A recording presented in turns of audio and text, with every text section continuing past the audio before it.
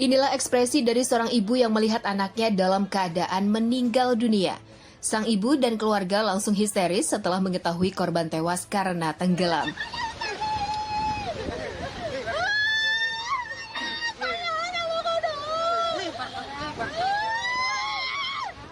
Si ibu menangisi 3 anak perempuan yang masih duduk di bangku sekolah dasar di kota Makassar, Sulawesi Selatan tersebut. Mereka adalah Putri Rahayu, Reva, dan Salva yang kesemuanya berusia 11 tahun. Mereka bertiga ditemukan tak bernyawa di bibir pantai Tanjung Bunga, Jalan Metro Tanjung Bunga, Kecamatan Tamalate. Mereka nekat berenang di tengah cuaca buruk, didampingi salah satu ayah korban yang memang kerap membawa mereka untuk berenang di pantai.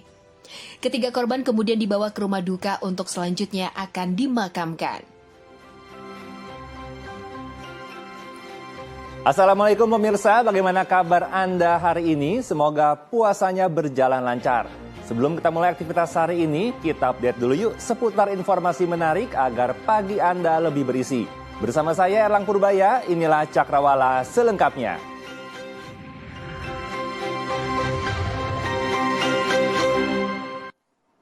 Terjebak banjir, seorang lansia di Pati, Jawa Tengah yang menderita sakit lumpuh dievakuasi petugas gabungan TNI Polri dan relawan ke rumah sakit.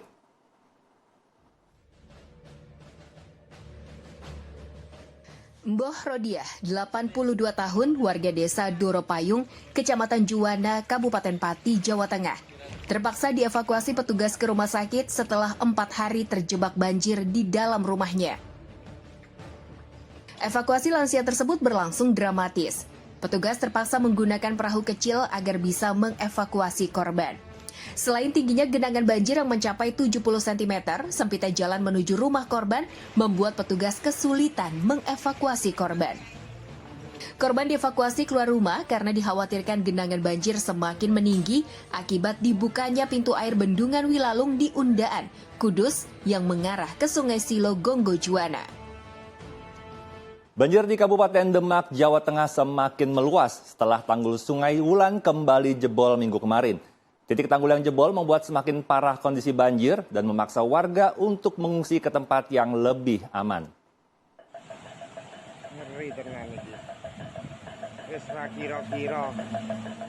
Tanggul Sungai Wulan di Desa Ngemplik Wetan, Kecamatan Karanganyar, Kabupaten Demak, Jawa Tengah, jebol pekan kemarin. Kuatnya arus sungai menerjang permukiman warga yang berada di dekat titik jebolnya tanggul.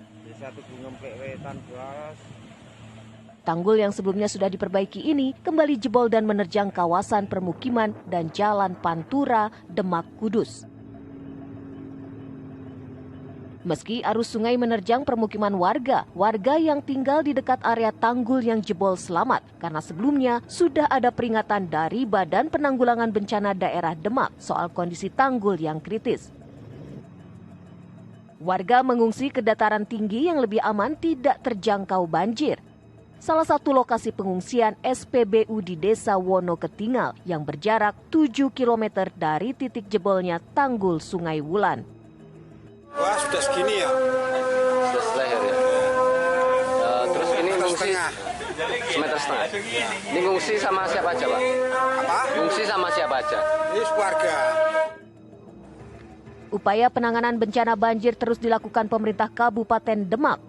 Banjir yang menerjang wilayah Demak ini terjadi kedua kalinya di tahun ini karena 5 tanggul sungai yang jebol dan mengakibatkan genangan banjir meluas. Hingga Senin pagi tercatat banjir telah meluas ke 88 desa di 11 kecamatan di Kabupaten Demak dengan jumlah pengungsi mencapai lebih 20.000 jiwa. Kecelakaan terjadi di Tol Porong Surabaya Sidoarjo, Jawa Timur antara sebuah supercar Porsche dengan minibus Livina. Peristiwa diduga berawal dari pengemudi Porsche yang ugal-ugalan.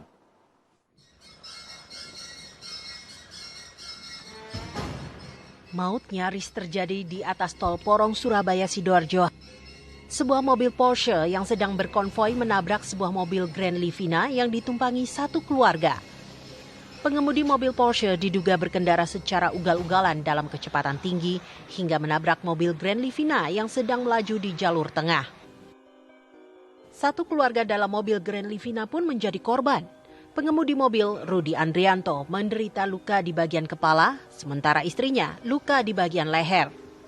Porsche yang menabrak Rudi dan keluarganya itu merupakan Porsche 911 Carrera S dengan nomor polisi B333 LKA. Diketahui pengemudinya merupakan seorang mahasiswa usia 18 tahun. Pengemudi Porsche tak ahli dalam menjaga jarak aman menggunakan kendaraannya yang memang berkecepatan sangat tinggi dan tidak mematuhi batas kecepatan maksimal di tol. Akibatnya ia kehilangan kendali saat tiba-tiba bertemu dengan Grand Livina yang dikemudikan Rudi. Selanjutnya Grand Livina ini bergerak di lajur tengah. Sampainya di TKP KM 768400 dengan tiba-tiba ditabrak dari belakang kendaraan Porsche yang berwarna hijau. Korban di dalam Grand Livina terdiri dari satu keluarga, bapak, ibu, dan anak. Untuk bapak dalam kondisi luka ringan atau luka robek di bagian kepala bagian belakang. Sedangkan ibu mengalami luka di bagian leher dan anak dalam kondisi baik. Untuk pemeriksaan lebih lanjut, bangkai Porsche dan Grand Livina dievakuasi ke Mako Lantas Polresta Sidoarjo. Sedangkan para korban luka masih menjalani perawatan di rumah sakit. Tak diketahui bagaimana nasib si pengemudi Porsche. Seorang tenaga kerja asing jatuh dari ketinggian belasan meter saat melakukan aktivitas di perusahaan kertas di Kalimantan Utara. Matiin di sini, matiin kesian. Woi.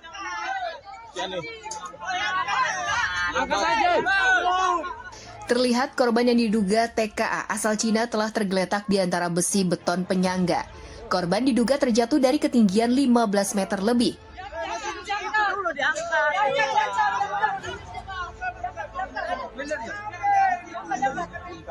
Masih bernapas itu.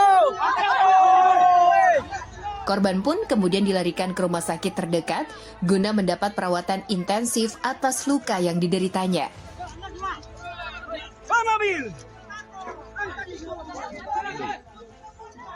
Kepolisian pun masih melakukan penyelidikan mengenai kecelakaan yang terjadi di tempat kerja ini. Seorang suami tega menyekap istrinya sendiri di dalam gudang di Jember, Jawa Timur. Sang istri ditemukan warga dalam kondisi mengenaskan, babak belur di sekujur tubuh dan tangan yang terikat berantai besi. Penemuan wanita di desa Tanjungsari. Disalin di tangan nih. Iki mulai kapan? Beginilah kondisi Supiati saat pertama kali ditemukan warga di dalam sebuah gudang di Desa Gelundengan, Kecamatan Wuluhan, Jember, Jawa Timur. Kondisi Supiati wanita berusia 47 tahun itu tampak sangat syok dan hanya dapat menjawab lirih soal kronologis peristiwa yang dialaminya. Korban Supiati bercerita jika ia kerap dianiaya suaminya sendiri, bahkan korban disekap di kandang sapi. Namun pada Kamis malam lalu korban berhasil kabur dengan kondisi tangan terikat rantai besi dan tali. Ia bersembunyi di sebuah gudang yang berjarak sekitar 1 km dari tempat tinggalnya. Warga yang mengetahui hal tersebut langsung melapor kepada petugas Polsek Wuluhan. Petugas pun segera mendatangi TKP gudang dan mengevakuasi Supiati. Tiba-tiba warga melapor sama saya bahwa ada wanita dipukulin sama suaminya. Saya meluncur ke TKP, ternyata betul dia lari melalui sawah-sawah, terus di gudang itu ditemukan warga sekitar jam 11-an. Sekarang posisi ada di Puskesmas Wuluhan. Usai korban penyekapan dievakuasi ke Puskesmas Wuluhan, dikabarkan polisi telah mengamankan pelaku yang juga suami korban HM di rumahnya. Kasus kekerasan dalam rumah tangga dan penyekapan ini kini ditangani Polsek Wuluhan. Polisi juga sudah mengamankan barang bukti berupa tali, rantai besi, dan gembok yang digunakan pelaku untuk mengikat korban. Razia pedagang kaki lima di kawasan Pasar Senen, Jakarta Pusat dilakukan petugas Satpol PP. Puluhan PKL yang berjualan di atas trotoar mengamuk dan memaki petugas agar tidak mengangkut lapak mereka.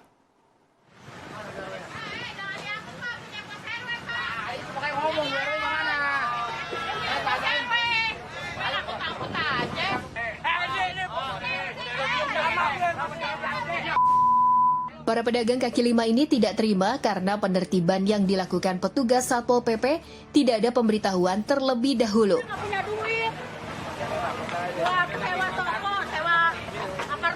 Apalagi penertiban ini dilakukan di bulan puasa di mana para pedagang butuh mencari makan.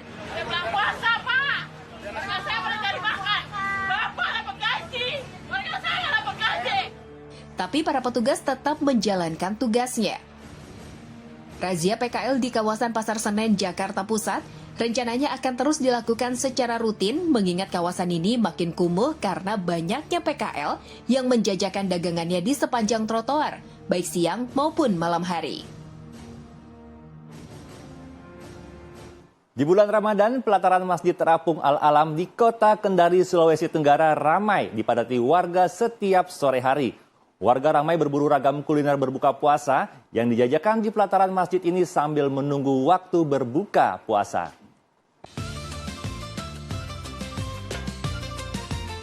Inilah pemandangan yang terlihat setiap sore di pelataran Masjid Terapung Al-Alam Kota Kendari, Sulawesi Tenggara pada bulan Ramadan. Lokasi ini menjadi tempat favorit untuk ngabuburit, menanti waktu berbuka puasa, sambil berburu takjil dan makanan lainnya. Puluhan stand makanan di lokasi ini menjajakan beragam kuliner yang sangat cocok untuk disantap saat berbuka puasa.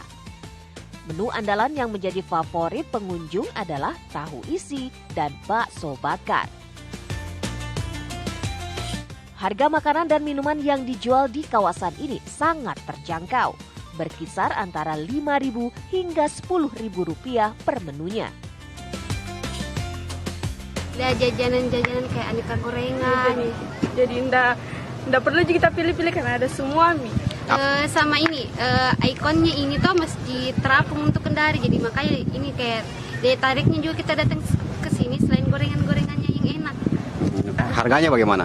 Untuk harganya itu merakyat sekali. Terjangkau Mbak ya? Pelataran Masjid Terapung Al-Alam yang berada di tengah Teluk Kendari menjadikan tempat ini sebagai salah satu lokasi favorit yang dikunjungi warga. Terlebih lagi, mata pengunjung dimanjakan dengan panorama laut dan pemandangan matahari terbenam. Usai menyantap hidangan buka puasa, para pengunjung dapat berjalan kaki menuju Masjid Al-Alam untuk melaksanakan sholat maghrib. Ya pemirsa, ada banyak menu spesial untuk Anda berbuka puasa. Salah satunya warung makan prasmanan di daerah Klender, Jakarta Timur yang menyajikan menu bebek dan ayam dengan sambal yang menggugah selera. Berikut liputan tim Cakrawala.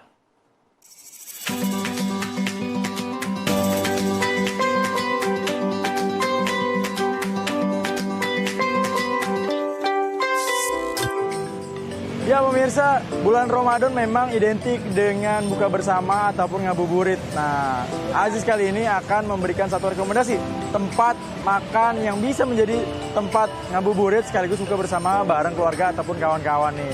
Nah, penasaran kan seperti apa? Karena satu tempatnya adalah kabarnya ini boleh makan sepuasnya, ambil sepuasnya secara prasmanan. Waduh, kayak apa kita lihat aja langsung yuk.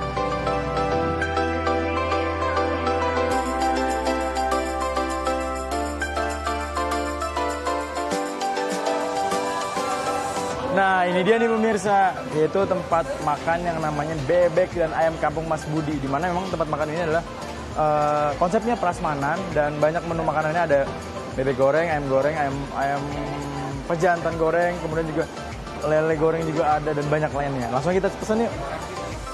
Rumah makan Bebek dan Ayam Kampung Mas Budi ini terletak di Jalan Bekasi Timur Raya, Jatinegara Kaum, Jakarta Timur. Dengan konsep prasmanan dan boleh ambil nasi, lalap, hingga sambal sepuasnya, lokasi ini tentu cocok jadi tempat untuk ngabuburit dan buka bersama bareng keluarga besar ataupun sahabat. Terlebih dengan area makan yang luas dan harga yang cukup terjangkau, karena seporsi ayam dan nasi hanya dibanderol mulai dari Rp20.000 hingga Rp40.000. Wow, murah kan? Apalagi kalau lihat potongan ayam dan bebeknya, besar-besar loh. Nah, setelah kita melakukan pemesanan, langsung aja kita pilih meja sambil bawa sendiri nasi sambal dan lalapannya. Alhamdulillah baik. Iya. Kami Wah. dari manajemen bebek dan ayam kampung Mas Budi Oh, di sini. Ada yang bisa kami bantu, Mas? wah, kalau gitu kebetulan Pak kita mau ngobrol-ngobrol nih Pak. Oh, boleh. Saya penasaran nih sebenarnya. Ini konsepnya kenapa sih prasmanan gini dan boleh ngambil banyak gini, Pak? Oke. Jadi gini, sebetulnya prinsip dari Mas Budi itu sendiri menginginkan agar konsumen itu puas. Puas. Sehingga di sini nasinya kami buat berasnya yang berkualitas, ngambilnya boleh semuanya, yang penting dihabiskan. Sambel, lalap, itu yang penting dihabiskan. Silakan ngambil. Sambelnya ada 3 macam, ada sambal hijau, ada sambal tomat, dan di sini ada sambal bawang. Nah, menu favorit kita yang paling ini ada burung malon. Burung malon. Burung malon itu karena burung puyuh, tapi itu persilangan dengan burung puyuh Prancis. Iya. Sehingga badannya lebih besar itu. Itu dagingnya gurih, crispy, pokoknya empuk, lembut. Setelah lama berbincang, makanan pun akhirnya datang. Nah, ini dia nih yang ditunggu-tunggu nih pemirsa. Ini Wow. namanya burung malon ini. Ini dia burung malon. 1 ekor. Yap. Sebetulnya cukup besar ini, ke tangan saya ini. Oh gitu. Cukup besar. Silakan Mas, selamat menikmati. Saya mau mengerjakan yang lain. Oh iya, terima kasih banyak ya Pak. Kalau gitu Pak, waktunya.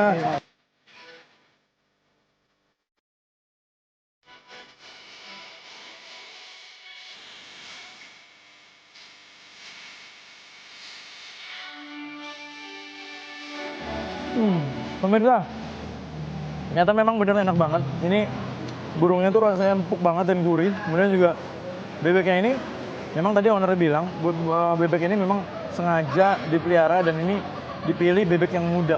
Dan rasanya benar-benar empuk banget. Dan gurih juga, karena bumbunya pas banget. Jadi kalau melihat menu seperti ini dan juga harga yang cukup terjangkau, yaitu Rp20.000 sampai Rp40.000, kita udah bisa makan banyak.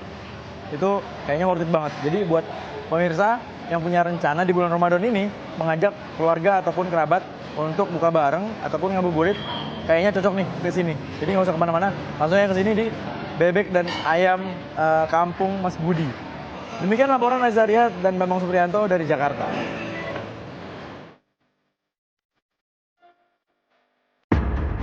Seorang bocah tewas terlindas sebuah bus. Selengkapnya sesaat lagi, tetap di Cakrawala.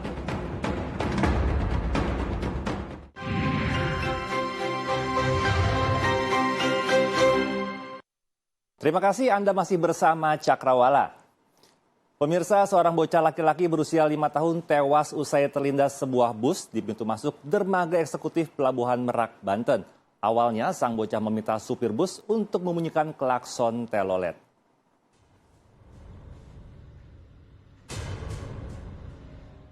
Inilah detik-detik kecelakaan yang menewaskan bocah berusia 5 tahun yang terlindas bus di pintu masuk dermaga eksekutif Pelabuhan Merak, Kota Cilegon, Banten. Korban sempat mengejar bus tersebut untuk meminta suara klakson dengan nada khusus atau bunyi telolet saat masuk ke kantong parkir dermaga eksekutif Pelabuhan Merak. Namun diduga korban berada terlalu dekat dengan bus dan saat bus ingin berbelok arah, korban terlindas pada ban belakang bis bernama Sinar Dempo jurusan Jakarta Lahat, Sumatera Selatan. Kejadiannya telolet, anak telolet dari depan. Nah, kesalip ban belakang katanya. Kalau dari depan selamat, ban belakang, Pak. Itu mobilnya mobil lintas Sinar Dempo. Itu meninggal ya, Pak? Meninggal di tempat.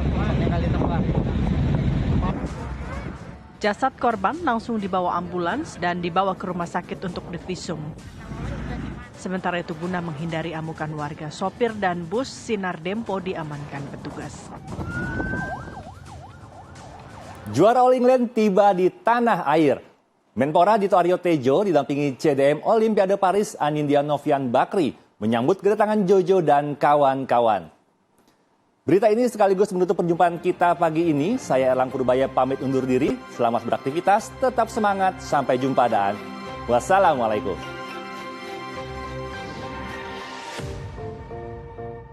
Masyarakat begitu antusias menanti kedatangan 4 pebulu tangkis Indonesia yang berhasil menembus babak final All England 2024.